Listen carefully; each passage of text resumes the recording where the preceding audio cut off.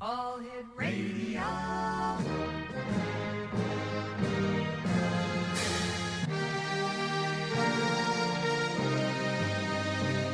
Welcome to the X Zone, a place where fact is fiction and fiction is reality. Now, here's your host, Rob McConnell.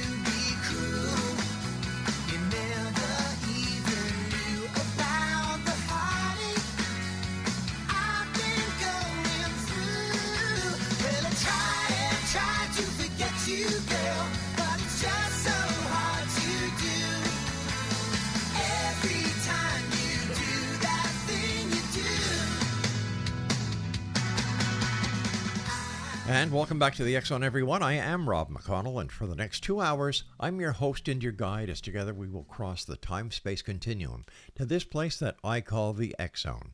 It's a place where people dare to believe and dare to be heard. It's a place where fact is fiction and fiction is reality. And the X Zone comes to you Monday through Friday from 10 p.m. Eastern until midnight on the X Zone Broadcast Network, Talkstar Radio Network, Mutual Broadcast Network, and on Classic 1220 CFAJ AM in St. Catharines, Ontario. That covers the entire province of Ontario, as well as northern states along Lake Ontario and Lake Erie. CFAJ, or Classic 1220, also streams us around the world at classic1220.ca. Over the years, we have had several events that we have hosted and produced. We called them the XZBN Lecture Series.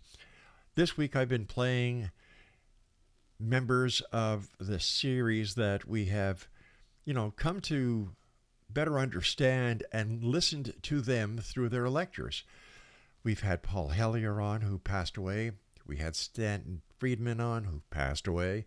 And tonight I'm going to be bringing Victor VIGGIANI on with us tonight.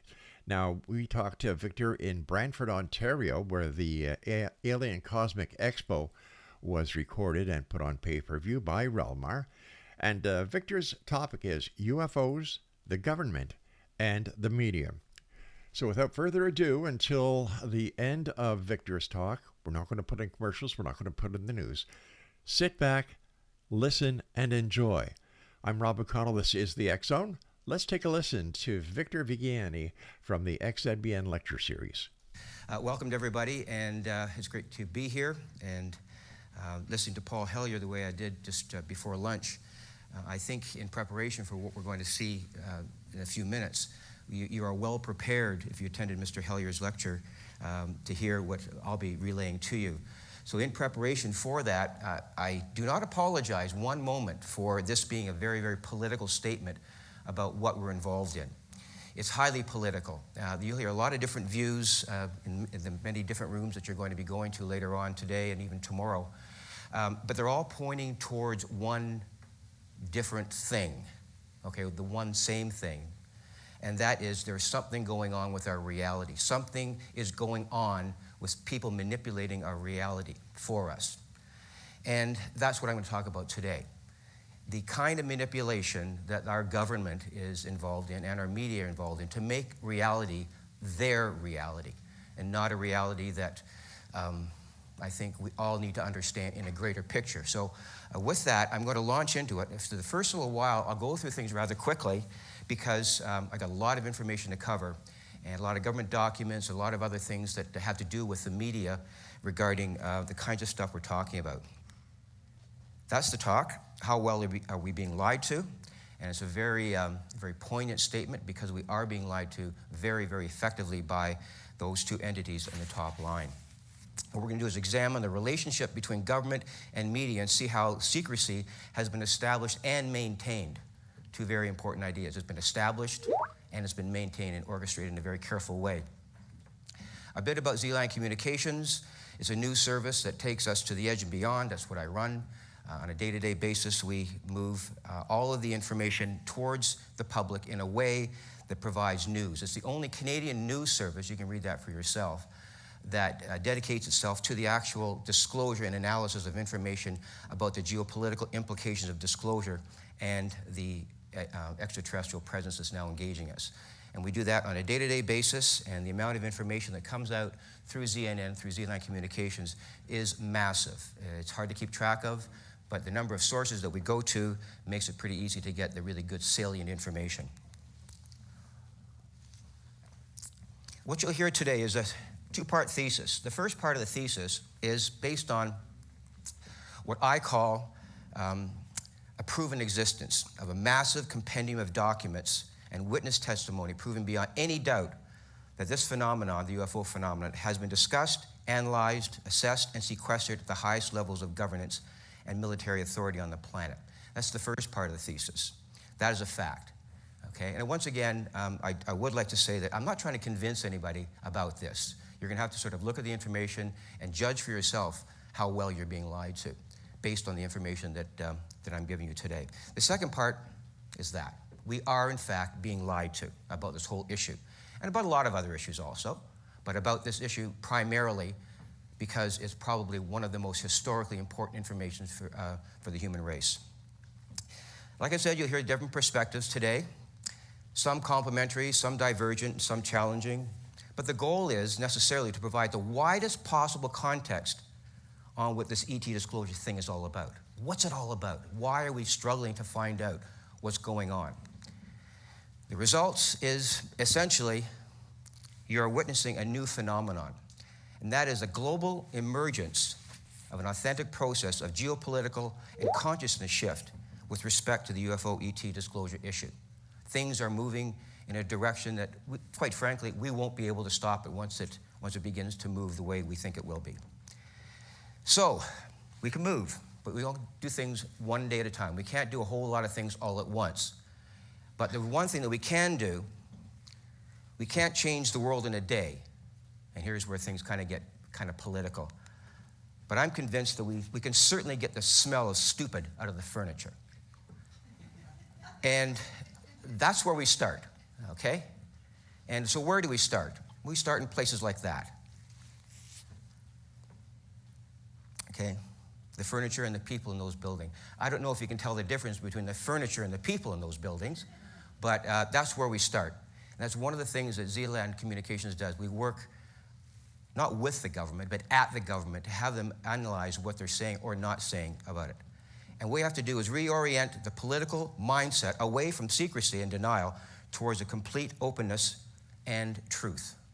Not the truth, but truth, whatever that might be. We're neither stupid nor blind to the facts. I think you all realize that. All this information is self-evident, even to the most naive person. I talk to kids in grade 4 and grade 5 in school presentations about this. They know all about it. They know exactly what's going on. It's nothing new to them. And these are, 8, 9, 10, 12, 13-year-old kids. They know exactly what's going on. So we are challenged with the task of bringing this information forward. That's one of the things that Z-Line Communications does, is we bring all the information forward as much as we can. We sift through it very carefully.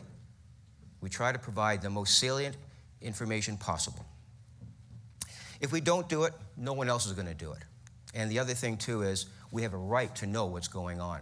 It's a very key factor about all of this. I don't want to get into the idea of the donative rights of people, the God-given right for us to know. There are no secrets, or there should be no secrets. I'm of the opinion that we have constitutionally given our governments the right to keep secrets, but we've never given our government the right to lie to us.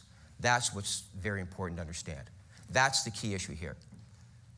They will say, well, national security. Well, what if national security is a lie? They do not have the right to do that to us. What we're dealing with here, what are we dealing with? First of all, it's the highest level of strange as possible, the most bizarre and most strange. When you take a look at some of the things that are going on, even in the other rooms, it is bizarre, it is strange, it's otherworldly. So how do you make sense of it? Just want to show you something here. I'm hoping that I can start this thing properly. If I just pointed at that, will you do it, or? You have to go back one. Yeah, this one here. Here's just a sample of what we kind of see. I'll let you make your mind up as to what it might be.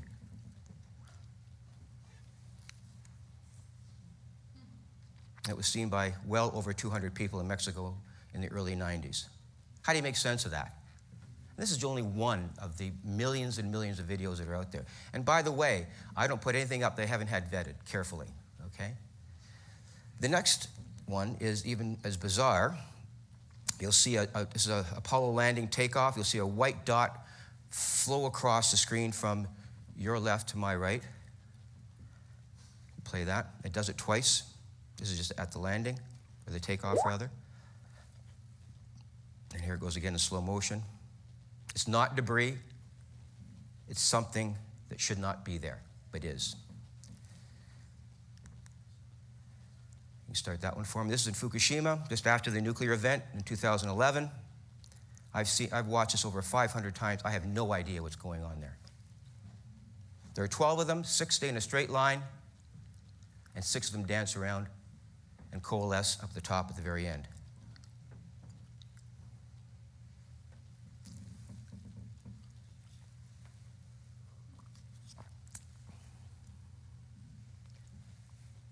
A government official will have 97 explanations for that. Well, maybe 96. You want to see that one again? Let's do that one again. I've watched this over 500 times, and I still can't make out. And I followed each one each time. It's intelligent control, intelligent design. Something's going. It's not a random act of a firecracker going over the edge or lanterns or anything like that.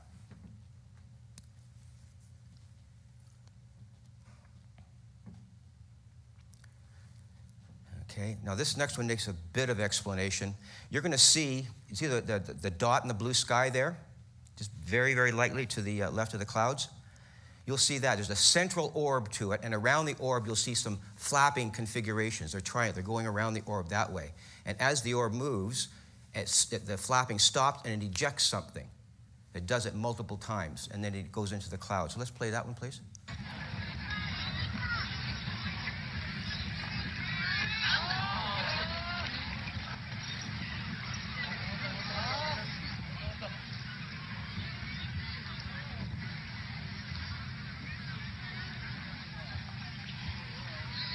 And it moves into a triangle shape as it enters the cloud. Let's do that one more time. And the white things just dance around and just finish off. I don't know where they go, what happens to them. But notice each time it ejects some sort of orb, it stops the flapping. Mass sighting, by the way.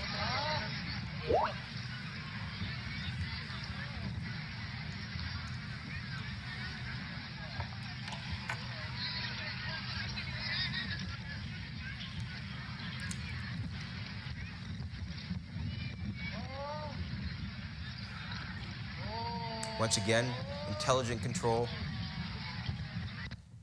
Anyways, so why is the ET question important?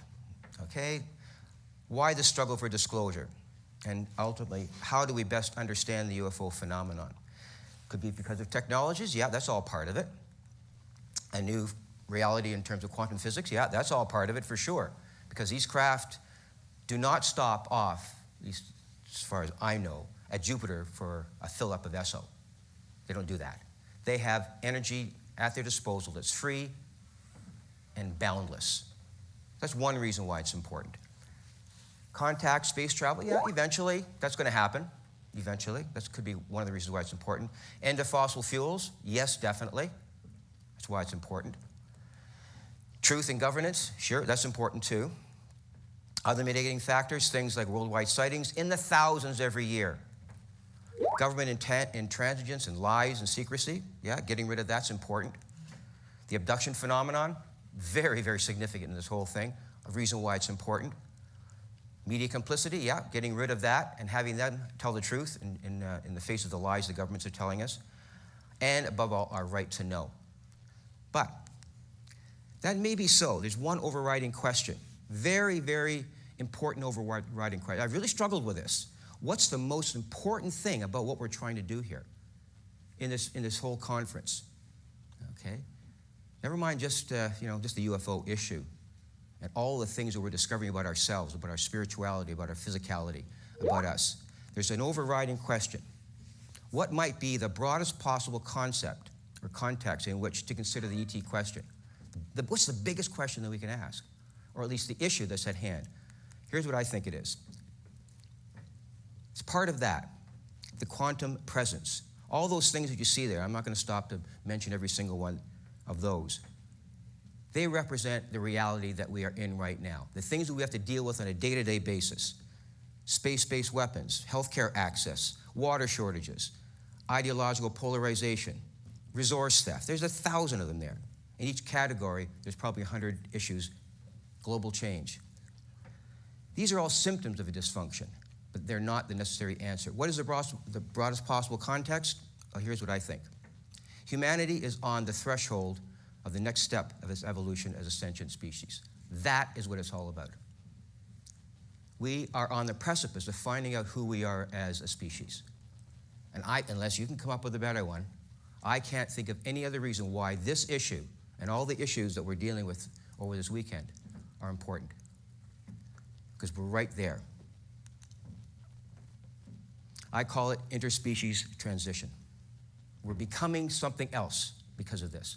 We are becoming something else. The abductees will tell us that. I know that because I've spoken to them. That's part of the agenda. What that something is, we're not quite sure. We started off like that. Perhaps morphing into something like this, maybe. Could be. Possibly even something like that. What will get us there? What will allow us to change as a species? We know that our DNA is being fiddled around with somehow, and the ETs are doing it. Asking the hard questions. What could this mean as we enter into this transition as a species that engages in daily, exponentially, more and more perilous, what I call extinction behaviors, virtually every single day? To a species that could experience an awakening of who we are and why this thing called reality might be structured in the way that it is. These are the questions that we're going to try to find out as we evolve. And no longer have reality defined for us by increasingly authoritarian forms of governance and military intelligence and media control. This is the fulcrum where everything is balanced, okay? And why things are out of balance right now. And this group here, these groups here, are the ones that are at the fulcrum of that change, or of that control, I should say. How this reality has been defined is done by a majority, okay? We have it defined for us. Every single day, we all wake up. One of the first things we do, we reach for a piece of information. Be it a newspaper, be it our iPhone, be it our iPad, we reach for information every single day. We are just consumed by wanting information, okay? And where do we go? Most of the time, it's to the mainstream media. Most of the time, not all the time. There are some people who look the other way. Who are the controllers? Could be the Rothschilds, the Rockefellers. We talked about this lunch. That fellow there. One of the biggest liars in the world, by the way. If not the. This man is caustic. I don't want to go into it, but you'll see a very wild person if I get too far into that. Corporate America, religion. These are the controllers. But who are the culprits? Who are the real culprits in all of this? And how does this translate? First of all, that's how it translates. That's the story right there. And it's been that way since the early 50s. Remember when I first got a black and white TV as a kid? I sat there and I watched, I don't know what it was, some sort of detective story. I was amazed that they could actually do this. And to watch children watch this right now and get involved in the media the way they are. And what consumes people today? Well, first of all, it's 2 or 3 of the things you see on the screen right now, but they're all emanating from these sources. These are the people who control everything. And when I say everything, I mean everything, okay? They control what you see, what you hear, and even to a certain extent, what you do, what you buy, what you put on your body, what you put in your body with all the advertising. Unless you're self-aware and really realize what you're doing or what you're not doing, these people control 98.9% of the population in the world. The other 1 or 2% have the sense to know the difference. How do we increase that percentage? To be truly mindful of what's going on, it's absolutely necessary. We need to understand the tactics being used by the mainstream media to keep us from addressing the authentic issues facing the human species. Do you remember we used to go into like a Simpson Sears, or I'm dating myself when I say that, or Eaton's, and you had that whole bank of TVs. Have you ever seen that? Remember seen them? And there'd be like 10 TVs across that way, another 10, and every one of them was on a different channel or the same channel. And that's what I see the media doing. It is just force-feeding us with information about everything, and it's of their choosing. So how do you turn that off? And I refer to this as the glass ceiling. We have to be prepared in presentations like this, and you doing the things that you do, to crack through that glass ceiling. There's a glass ceiling of control that will not be pierced by the average individual today. Even newscasters can't do it. You'll never see this information on 60 Minutes or Dateline. You'll see it on regional TV, but you will not see it in any major news broadcast. What tactics do they use? Misdirection, obfuscation, creation of a crisis, create an enemy, fear, bad breath, body odor, germ infestation, bad toilets, ISIS. Few consumers can even tell the difference anymore. It's all rolled up into one big ball of wax, and people cannot discern what's important anymore because media has put into one all-encompassing ball of wax. And for the most part, people just can't tell the difference anymore. I call it occupy the mind. And when you sit in front of students, the way I did for 35 years, you can well understand how children are so much more absorbent about this stuff than we are. This is the reality. It's a very, very messy world out there, and that's the way we get hit by it. Every day. It's just one thing after another. It doesn't matter what it is. It's funny, when I put down is Kate pregnant again, I wondered, is she pregnant now again? I'm not, is she not? Oh, she hasn't spawned yet. Oh, I see. Okay. Are we lucky that she hasn't? I'm not quite sure. But that's what we're faced with every single day. I mean, let's admit it. So the media ensures a steady diet, revolving carousel of information, newspaper stories, front page stories. One school massacre one day is used to wrap fish the next day. And that's the way we treat news. Okay? This thing with Mr. Jenner or Miss Jenner or it or whatever it is, don't understand it. Have no concept of what's really going on there. But the media is making it be okay. It might be okay. That's a reality. I'm fully well equipped to deal with it. But in the face of everything else, it's an attempt to orchestrate and obfuscate the real issues of what we're dealing with today. So the fact that you see this person called, what's he call himself now? Caitlin? He or she is on the front of Vanity Fair magazine. I saw this at Shoppers Drug Mart the other day. And I stood and I looked at it and I said, I didn't know what to make of it. I have no idea what to make, regardless of what your opinion of transgender people is. What kind of issues is that kind of information covering up? So it's not just a cover-up by the government, it's a cover-up by the media. It comes at us from all directions, doesn't matter. It just spins around and you just get so confused and you just say, oh my goodness, I just leave the room. So what do? What can be done? First of all, you can ignore or you can test the information, or we can integrate into our understanding of the truth embargo. Ignore or contest. I choose to contest it. That's why I'm here. The truth embargo and the essence of the ET issue question cannot be fully understood or appreciated unless one understands the role the media plays in propagandizing all forms of information. An authentic, thorough, consistently applied understanding of government media complicity is absolutely essential. And the one thing that we need, this is what I told the kids in school, is you need what I call as a crap detector. You have to be adamant about building in a crap detector in your own mindset. And this is what I try to do with my own children and the children that I taught. Identify shit where it is and call it the shit that it is. And once you do that, you give it a name. And once you give something a name, then you can look at it in what it's trying to do to you. If you don't give it a name, it integrates into your personality, into your mindset, and you pass it off as just ordinary information.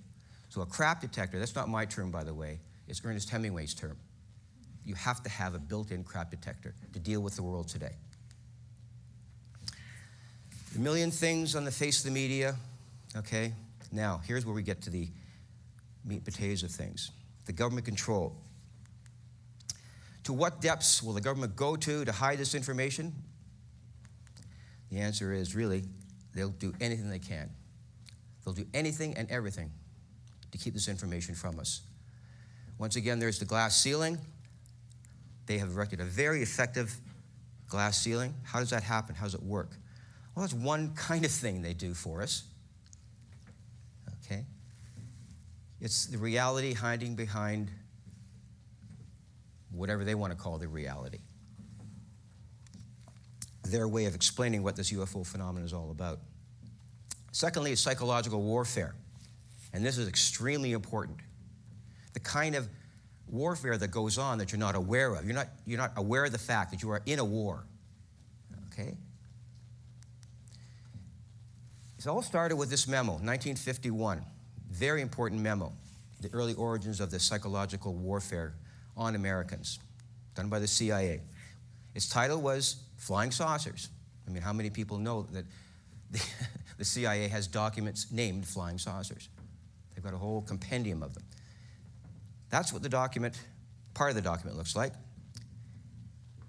Part of it says, I suggest that we discuss in early board meeting the possible offensive or defensive utilization of these phenomena for psychological warfare purposes. Now, why would the CIA, back in 1951, be involved in psychological warfare? For what purpose? What did they know then that we didn't know?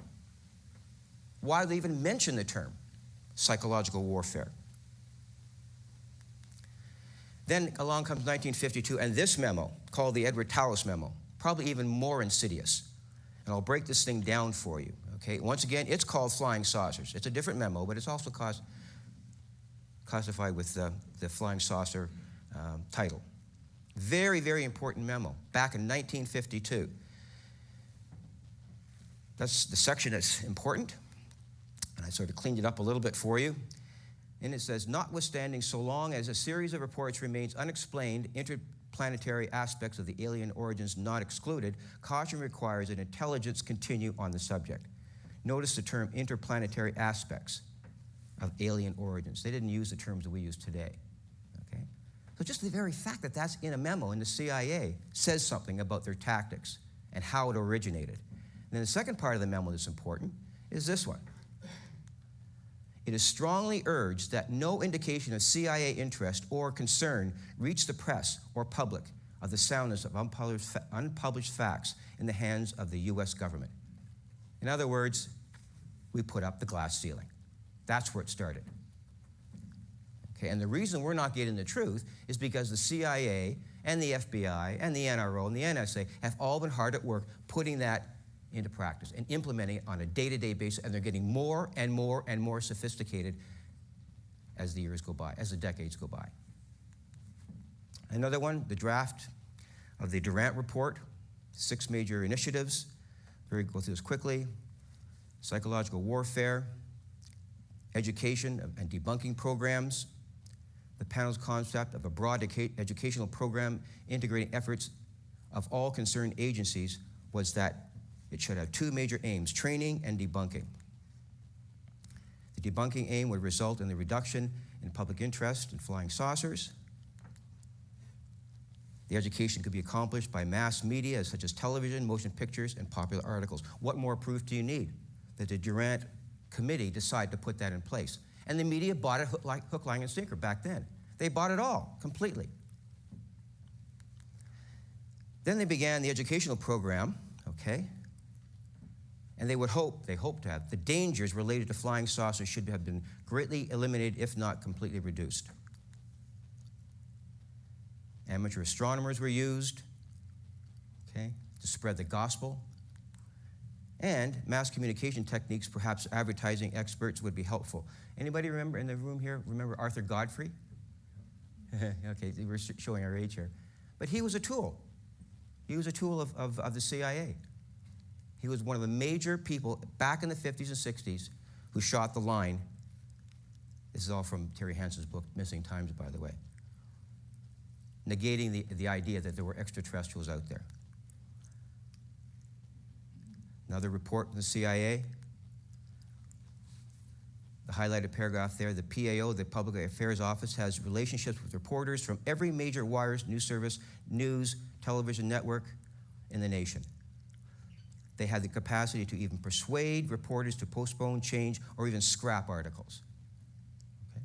This is the hand of the CIA reaching into the media and telling the media what to do. And if you think that the media is independent, well, think again. That's not the way it works.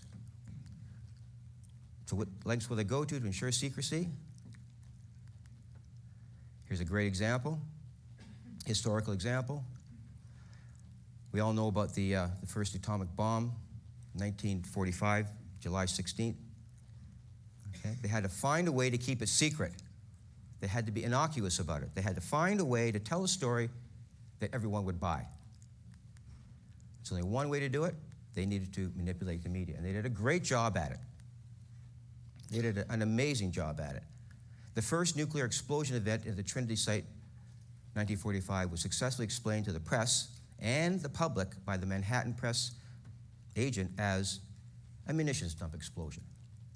They went around to all the farmers and told them that one of their munition dumps exploded. Meanwhile, thousands and thousands of tons of TNT were set off in a nuclear event. And not only did they do that, lying to the people then, manipulating the media then, but this fellow here, he was in charge of the whole kit and caboodle, General Leslie Groves. And he actually went before the press and said, this talk of radioactivity is so much nonsense. Bald-faced lie. What else can I say? Steven Spielberg was threatened by NASA not to make Close Encounters. How many of you knew that? He was told in a 20-page letter not to make, or at least not make it in the way he wanted to. Okay?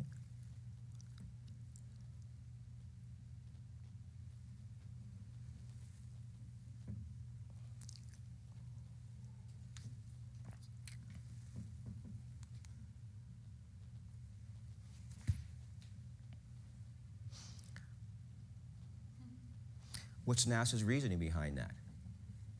What did Spielberg know?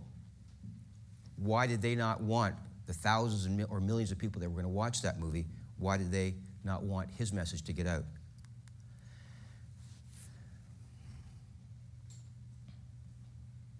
Essentially, what he did was he found out that if he made this movie, because he had made Jaws,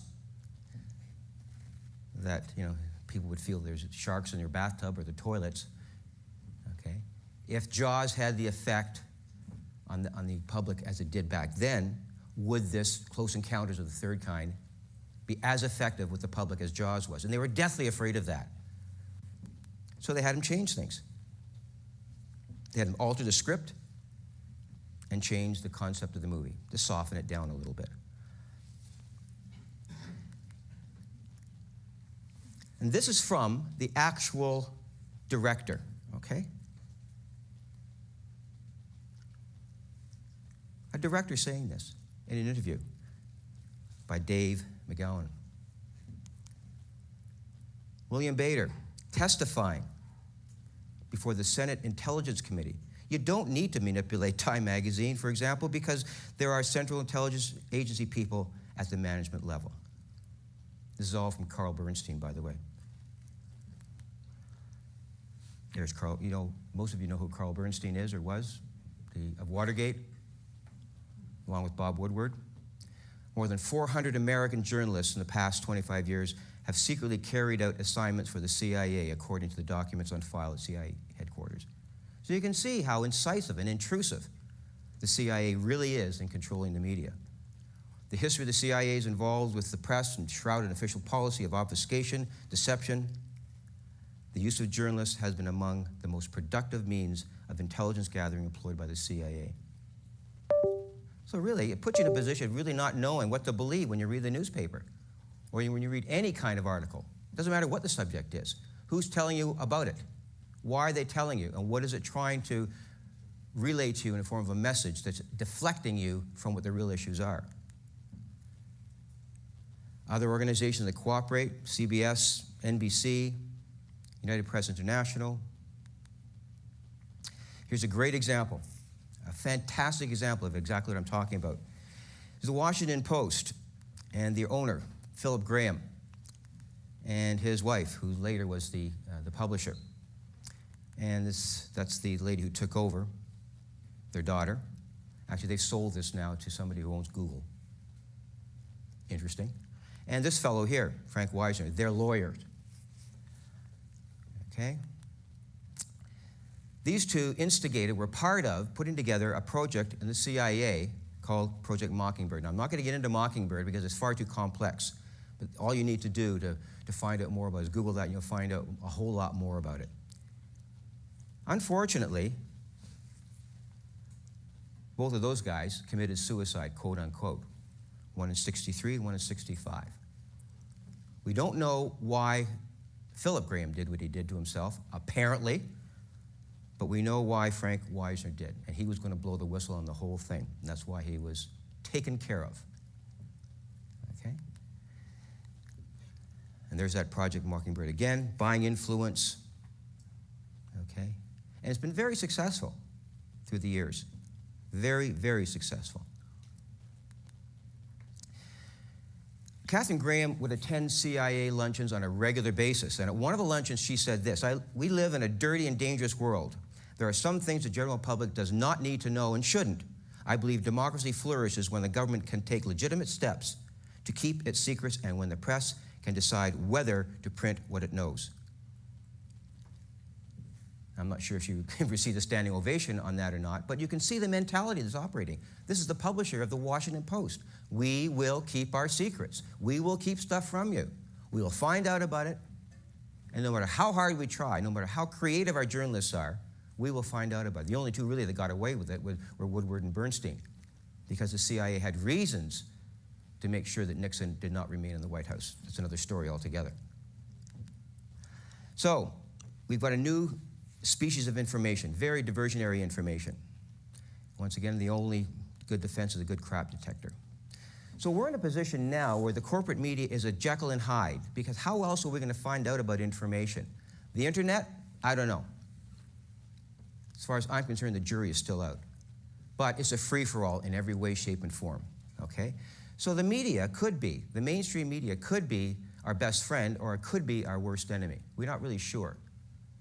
So we have to be careful with that, understanding that if this story does break, if somehow there is a creative owner out there, someone who's willing to buck the system of a major publication, like Time or like whatever, doesn't matter what it is. If you get somebody in a position like that who's willing to buck the system and suffer the consequences, you get a creative journalist to start talking about this UFO ET issue, there are no holds barred after that. This will unfold faster than you would ever imagine it will. But waiting for that creative publisher or that creative owner is like waiting for Godot. He just may not show up. So there's that aspect, large corporate media versus the courage of singular journalists. Who are these people now? Who are the people that are on the cusp of trying to find this information out? I deal with them on a regular basis. Okay? Where will the next Woodward and Bernstein come from? There are some people out there. I don't know if you're familiar with these people. Jennifer Harper. She works for the Washington Times. She regularly follows the activity of Stephen G. Bassett of the Paradigm Research Group in her column, The Beltway. Writes about Steve's work on a consistent basis. And I communicate with Jennifer on a regular basis because she is attempting to dig deeper into this whole thing. And her editors, for whatever reason, are giving her the okay to go ahead with it. She talks about government secrecy. She talks about the obfuscation. She talks about why Stephen Bassett is undergoing this attack on the White House in terms of information. The other one is Lee Spiegel, who works for the Huffington Post. Anyone familiar with Lee's work? Well, if you're not, you should read his column almost on a daily basis because he's always got something new and creative to say. He's an excellent journalist. Another fellow who lives here in Toronto, or lives in Toronto, Ben Rayner, the Toronto Star. He's an entertainment writer. I've met with Ben several times, and he is very, very involved in this issue. He writes mostly about music, but he has this urge, this burning urge, to begin the process of disclosure. And he has the ear of his editor. His editor is on side with this. His editor is on side with it. I know that for a fact. But perhaps his editor is being muzzled somehow, and he can't write exactly what he wants. He did a great article on UFOs Declassified by Wayne Abbott, a Canadian producer. It's on the History Channel, by the way. UFOs Declassified. It's a Canadian production, incredibly well done, much like the MUFON Hangar 2, or rather Hangar 1. And the other one is Billy Cox of the Herald Tribune. Billy writes about this stuff all the time. He's very articulate, very passionate about it. So this is the kind of journalists that we need, and they're few and far between. There's some of the work. There's Jennifer's, some of the stuff she covers. The activist is Bassett, and she's being allowed to write this, which I think is a great move forward. Oh, go back here for a second. There's Ben's article, UFOs Declassified, looks hard at evidence behind infamous sightings. Now, how controlled that particular article was, I don't know. By reading it, I could say it was fairly well controlled, but the fact that we're moving ahead and getting this stuff into the Toronto Star says something about the level of disclosure that's going on. Now, you combine these possibilities to the work of the modern day disclosure people like this fellow here. You'll be listening to him right after my talk. These are the heroes. Stephen Bassett. Have any of you watched any part of the citizen hearings from April 13th, 2013? Citizen hearings? You have to watch it. You have to watch it.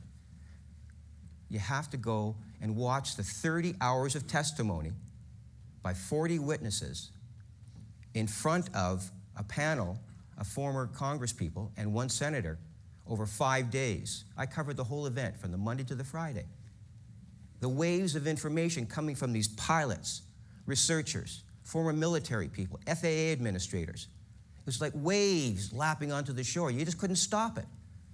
And these people, these former congressmen and the senator, they just didn't know what to say.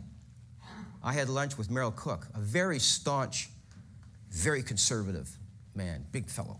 And I had lunch with him the first day, and he's, there's just nothing to this. There's nothing to this. Nothing, just nothing.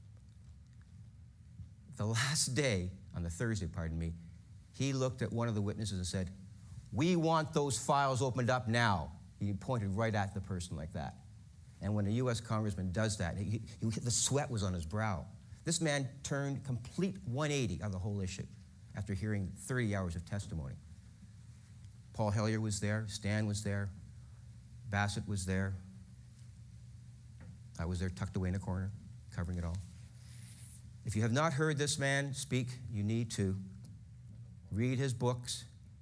He's got 2 out that are just recent, AD, and I forget the name of the other one, his most recent one. He's probably the most thorough researcher that you'll ever imagine. He's an incredible individual. I spent time with him on airplanes and in hotel restaurants for the Disclosure Canada tour that happened this last April. We went from Montreal to Toronto, Calgary, and to Vancouver. And Richard gave a presentation at each one of them.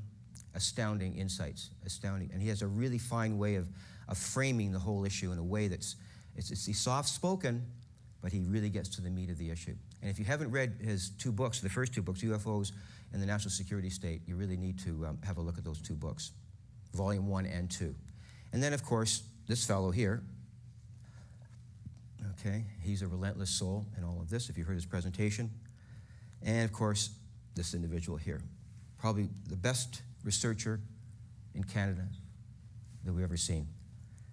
And if you really want to find out about the UFO issue, go to Presidential UFO, and you can spend easily a month reading this information and still not get to the bottom of all the great stuff that Grant has on his website. So, any one of these individuals could. I mean, if things work out, you know how spontaneous things are. I mean, how did we find out about the the Watergate plumbers. It was an accident, a total accident. And then it led to the most powerful man in the world, ostensibly, resigning from the presidency. All because some plumbers screwed up and gave money in a plastic bag to somebody that they shouldn't have. That's the way it happened.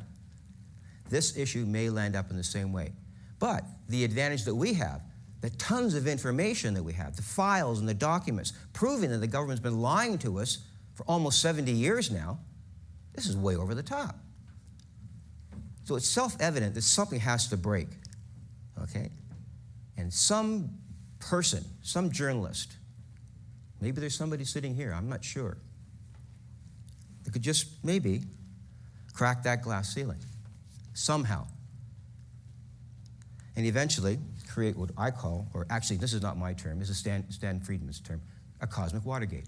The realization, A, that we're not alone, and that we're being engaged by these individuals. Okay?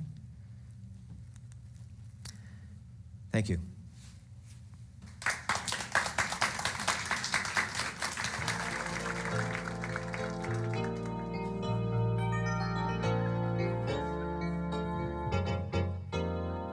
Well, I just got back from Roswell, where the aliens have been.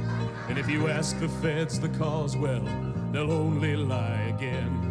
Now I'm hunted by the gumshoes, and I'm wanted by the cops, 'cause they think that I might be the guy making circles in the crops. And I know that there's a conspiracy from the voices in my head. Elvis lives, that's clear to me. It's McCartney who is dead. And if the Mars man should come again and take me, I will go. I will take a trip on their rocket ship. God bless the UFO.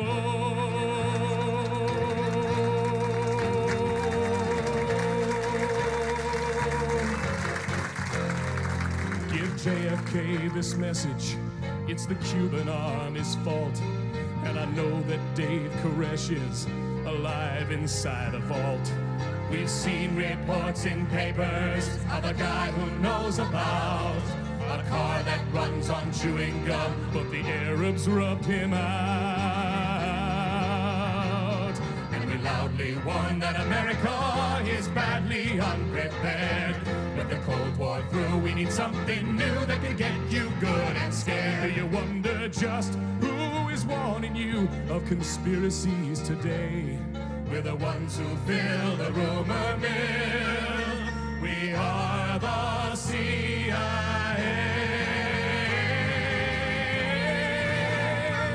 How many of you out there have heard of alternative engines?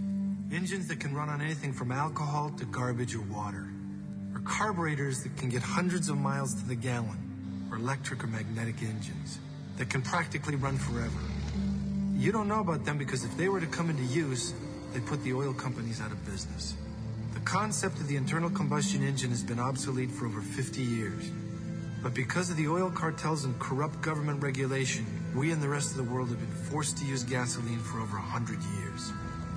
Big business is primarily responsible for destroying the water we drink, the air we breathe, and the food we eat. They have no care for the world they destroy, only for the money they make in the process. How many oil spills can we endure? Millions and millions of gallons of oil are now destroying the ocean and the many forms of life it supports. Among these is plankton, which supplies 60 to 90% of the Earth's oxygen. It supports the entire marine ecosystem, which forms the basis of our planet's food supply. But the plankton is dying. I thought, well, let's go to some remote state or country, anywhere on Earth. But in doing a little research, I realized that these people broker toxic waste all over the world. They basically control the legislation, and in fact, they control the law. The law says no company can be fined over $25,000 a day. If a company is making $10 million a day by dumping lethal toxic waste into the ocean, it's only good business to continue doing this. They influence the media so that they can control our minds. They've made it a crime to speak out for ourselves, and if we do so, we're called conspiracy nuts and we're laughed at. We're angry because we're all being chemically and genetically damaged, and we don't even realize it. Unfortunately, this will affect our children. We go to work each day and right under our noses we see our car and the car in front of us spewing noxious and poisonous gases that are all accumulative poisons. These poisons kill us slowly, even when we see no effect. How many of us would have believed if we were told 20 years ago that on a certain day we wouldn't be able to see 50 feet in front of us? That we wouldn't be able to take a deep breath because the air would be a mass of poisonous gas? That we wouldn't be able to drink out of our faucets, that we'd have to buy water out of bottles? The most common and God-given rights have been taken away from us. Unfortunately, the reality of our lives is so grim nobody wants to hear it. Now I've been asked what we can do. I think we need a responsible body of people that can actually represent us rather than big business. This body of people must not allow the introduction of anything into our environment that is not absolutely biodegradable or able to be chemically neutralized upon production. And finally, as long as there's profit to be made from the polluting of our earth, companies and individuals will continue to do what they want. We have to force these companies to operate safely and responsibly, and with all our best interest in mind, so that when they don't, we can take back our resources and our hearts and our minds and do what's right.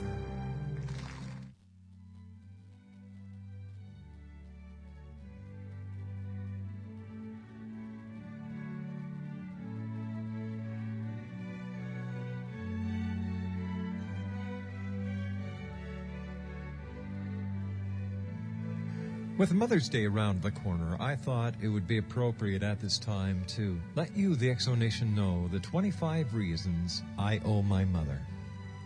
My mother taught me to appreciate a job well done. If you're going to kill each other, do it outside. I just finished the cleaning. My mother taught me religion. You better pray that'll come out of the carpet, young man. My mother taught me about time travel. If you don't straighten up, I'm going to knock you into the middle of next week. My mother taught me logic. Because I said so, that's why. My mother taught me more logic. If you fall out of that swing and break your neck, you're not going to the store with me. My mother taught me foresight. Make sure you wear clean underwear, just in case you're in an accident. My mother taught me irony. Keep crying and I'll give you something to cry about. My mother taught me about the science of osmosis. Shut your mouth and eat your supper. My mother taught me about contortionism. Will you just look at the dirt at the back of your neck? My mother taught me about stamina. You'll sit there until all that spinach is gone. My mother taught me about the weather. This room of yours looks like a tornado went through it. My mother taught me about hypocrisy. If I told you once, I've told you 1,000,000 times. Don't exaggerate. My mother taught me about the circle of life. I brought you into this world, and I can take you out. My mother taught me about behavior modification. Stop acting like your father. My mother taught me about envy. There are millions of less fortunate children in this world who would do anything to have wonderful parents like you have. My mother taught me about anticipation. Just wait till we get home. My mother taught me about receiving. You're going to get it when we get home. My mother taught me medical science. If you don't stop crossing your eyes, they're going to freeze that way. My mother taught me about ESP. Put your sweater on. Don't you think I know when you're cold? My mother taught me about humor. When the lawnmower cuts off your toes, don't come running to me. My mother taught me how to become an adult. If you don't eat your vegetables, you'll never grow up. My mother taught me about genetics. You're just like your father. My mother taught me about my roots. Shut the door behind you. You think you were born in a barn? My mother taught me wisdom. When you're my age, you'll understand. And number 25 is my favorite all-time reason why I owe my mother. My mother taught me about justice. One day you'll have kids, and I hope they turn out just like you. To you, Mom, and to all the other mothers of the Exo Nation, Happy Mother's Day.